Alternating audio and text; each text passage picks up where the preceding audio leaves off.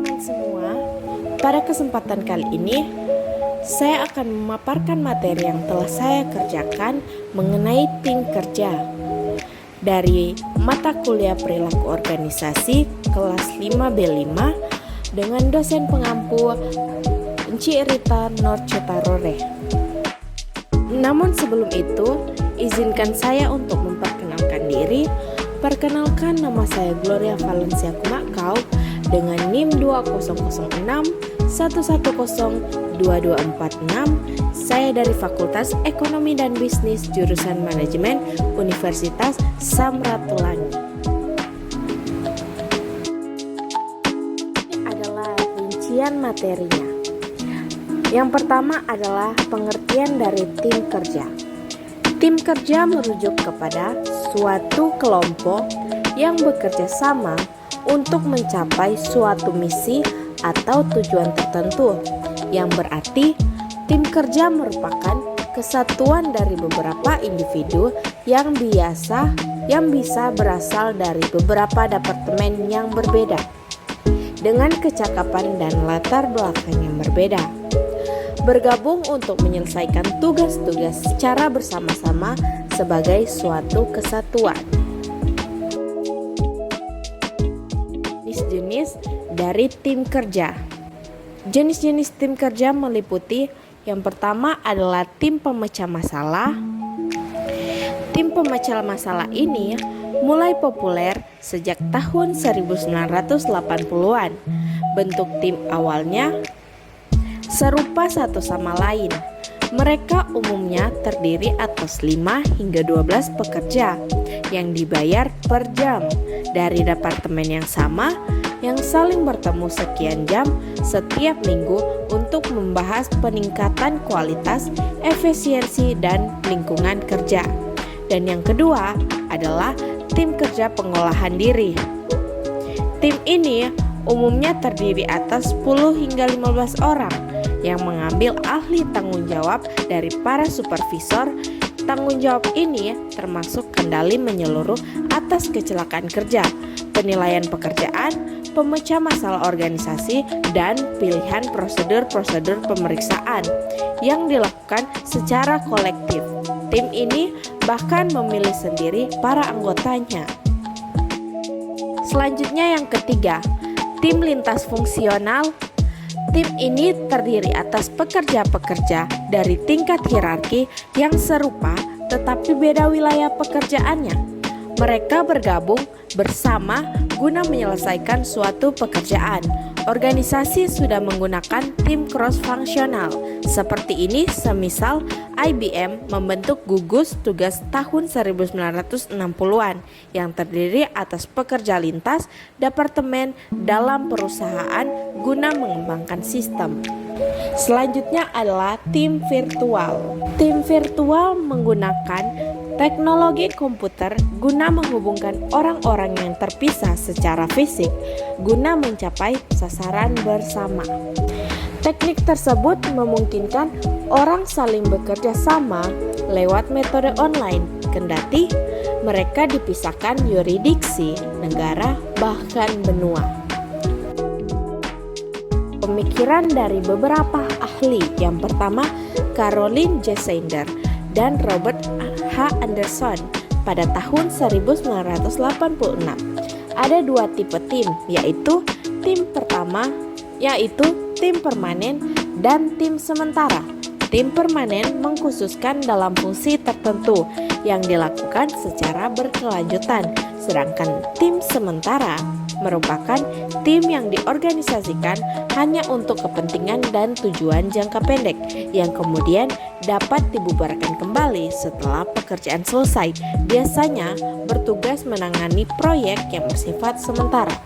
Yang kedua, menurut para ahli Cunningham dan Grasso Oswald pada tahun 1966 mengemukakan bahwa dua faktor esensial dalam suatu tim yang dapat semakin memantapkan budaya tim atau kultur tim. yaitu bonding atau ikatan, dan cohesiveness atau kesatupaduan. Bonding akan memastikan bahwa anggota tim memiliki komitmen yang kuat, misalnya terhadap waktu, pengetahuan, keterampilan, dan energi untuk mencapai tujuan tim. Sedangkan cohesiveness atau kesatupaduan didefinisikan oleh Cunningham dan Greso sebagai rasa kebersamaan dalam kelompok yang ditandai oleh adanya rasa memiliki dan keterikatan di antara anggotanya. Tipe-tipe dari tim kerja.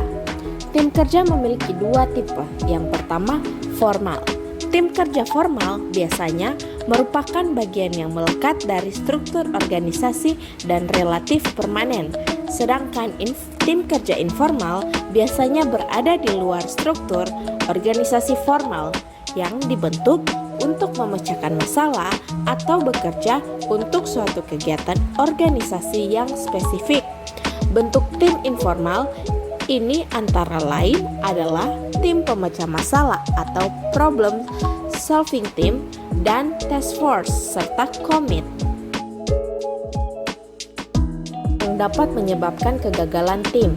Yang pertama, anggota tidak memahami tujuan dan misi tim. Yang kedua, anggota tidak memahami peran dan tanggung jawab yang dipikulnya. Yang ketiga, anggota menolak peran dan tanggung jawabnya. Yang keempat, anggota tidak memahami bagaimana mengerjakan tugas atau bagaimana bekerja sama sebagai bagian dari suatu tim. Berikut ini adalah alasan mengapa pentingnya kerjasama tim. Yang pertama, dengan berusaha melibatkan setiap orang dalam proses pengambilan keputusan, maka diharapkan setiap orang akan dapat lebih bertanggung jawab dan mengimplementasikan setiap keputusan yang akan diambil. Yang kedua, setiap orang dapat saling belajar tentang berbagai pemikiran inovatif dan dari orang lain secara terus-menerus. Yang ketiga, informasi dan tindakan akan lebih baik jika datang dari sebuah kelompok dengan sumber dan keterampilan yang beragam. Yang keempat, memungkinkan terjadinya peningkatan karena setiap kesalahan yang terjadi akan dapat diketahui dan dikoreksi. Dan yang terakhir, adanya keberanian mengambil resiko karena adanya kekuatan kolektif dari kelompok.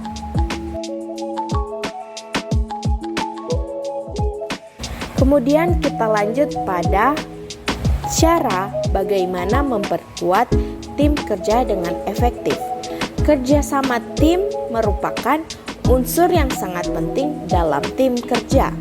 Membangun kerjasama dapat dilakukan dengan komunikasi yang efektif sehingga arus informasi menjadi lebih jelas, tidak ada bias, dan bersifat transparan. Membangun pemain tim kerja melalui 3 tahap. Yang pertama seleksi, yang kedua pelatihan, dan yang ketiga penghargaan. Seleksi bertujuan untuk menjadi pemain tim yang efektif. Individual harus mempunyai keterampilan antar pribadi, artinya baik keterampilan teknis maupun memenuhi peran dalam tim. Yang kedua, pelatihan. Bagi karyawan yang memungkinkan dapat menjadi pemain dalam tim, mereka dilatih terutama menyangkut keterampilan pemecah 17 masalah, komunikasi, perundingan, manajemen pemecah masalah, komunikasi, perundingan, manajemen konflik. Dan ketiga, penghargaan. Sistem penghargaan atau ganjaran perlu diperbaiki untuk mendorong peningkatan kooperatif, bukannya untuk kompetitif. Adalah ciri anggota tim yang baik. Yang pertama, memberi semangat pada anggota tim yang lain untuk berkembang. Yang kedua, respek dan toleran terhadap pendapat berbeda dari orang lain. Yang ketiga, mengakui dan bekerja melalui konflik secara terbuka. Yang keempat, mempertimbangkan dan menggunakan ide dan saran dari orang lain. Yang kelima, membuka diri terhadap masukan atau feedback atas perilaku dirinya. Yang keenam, mengerti dan bertekad memenuhi tujuan dari tim. Yang ketujuh, tidak memposisikan diri dalam posisi menang atau kalah terhadap anggota tim yang lain dalam melakukan kegiatan. Dan yang terakhir, memiliki kemampuan untuk mengerti apa yang terjadi dalam tim. Selanjutnya adalah cara membuat keputusan di dalam tim. Ada beberapa tahap, yaitu sebagai berikut. Yang pertama ada tahap orientasi, yang kedua tahap konflik, yang ketiga tahap pemunculan, dan yang terakhir tahap penguatan. Tahap orientasi, dalam tahap ini anggota tim kerja melakukan sosialisasi, menetapkan perannya, dan mulai menetapkan tujuan. Sedangkan tahap konflik, tahap ini anggotanya mulai membahas posisi mereka yang bermasalah. Bila ada anggota tim yang mewakili sudut pandang dan keahlian yang berbeda, ketidaksetujuan merupakan bagian yang alami dalam tahap ini sehingga terjadi konflik. Sedangkan tahap pemunculan, dalam fase ini anggota tim mencapai keputusan. Konsensus dicapai ketika anggota tim menemukan jawaban yang dapat diterima dan didukung oleh semua anggota. Ada kesadaran untuk melakukan kerjasama dalam memecahkan masalah. Dan yang terakhir, tahap penguatan. Dalam tahap ini, perasaan kelompok dibangun ulang, kekompokan terjadi, dan penyelesaian dapat dicapai dengan lebih ringkas.